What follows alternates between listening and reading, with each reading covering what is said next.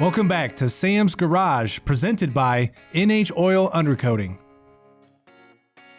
Sam and Doug upgrade the handling of the Alpha 1 GTO by replacing the factory original front struts with a new set of coilover springs.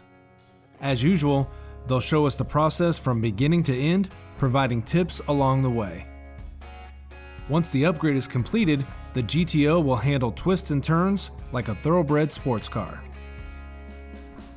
All right, so anytime you guys are building a highly modified vehicle like this 250 GTO, you're going to be doing the suspension, the brakes like Doug and I are doing, and in our case, we're changing the whole weight balance of the vehicle. So we need something like this full coilover setup. Tell them why, Doug. Sam, you know, all those years road racing, what you have to do is get the balance of the car right. So since we're changing the motor out, actually the motor we're going to put in is a little bit lighter than the factory. Really? Yeah, 280 motor. So it's actually going to be a lighter engine.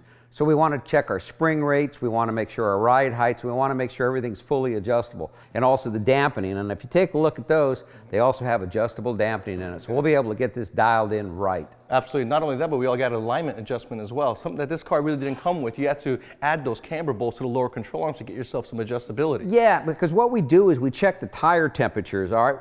So you go, you make a couple hot laps, we come back in, we'll check the temperature all the way across the tread. We want to make sure that temperature's uniform. So if I see a little bit of tread wear on the negative camber, I know I've got some negative camber, I could take it out. But in this case, like you said, here we got ride height adjustability, we got spring rate adjustability, and like you said, we can change out these spring rates because we've got more power, and you don't know what this thing's going to feel like when you go in and out of corners. Yep, that's correct. This allows us to dial everything in. We're going to go ahead and install them. Now Doug and I have it a bit easier when we're working on the front half of the GTO because as you can see, the engine is currently removed. First, we're going to loosen and remove the hardware that holds the strut to the strut tower. Now, if we got the brake lines that are attached to the strut, we want to make sure to remove them as well.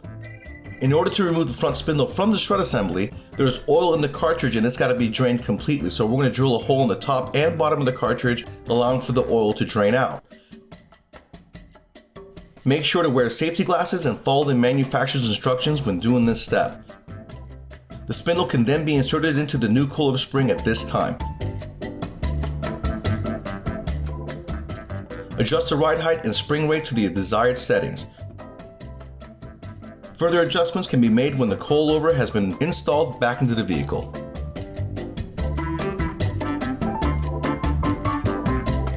All right, Doug, our nuts on top are tight. Let's go ahead and close the hood. You know, Sam, that was an awful lot of work, but it's going to really be worth it. Absolutely. And you know, anytime you have a cartridge type suspension like what you saw us working with just now, those suspensions, it's a McPherson strut. It is popular all the way up until the mid-2000s on European cars. So all these old imports, if you want to change out the shock or even the spring, you have to go in and cut the factory cartridge out of the body of the shock. Yeah, you know, and that's an awful lot of work when you cut it out. You always got to remember, drain the oil first. You want to put a couple of holes, one in the top, one in the bottom, allow that oil to drain out of that strut.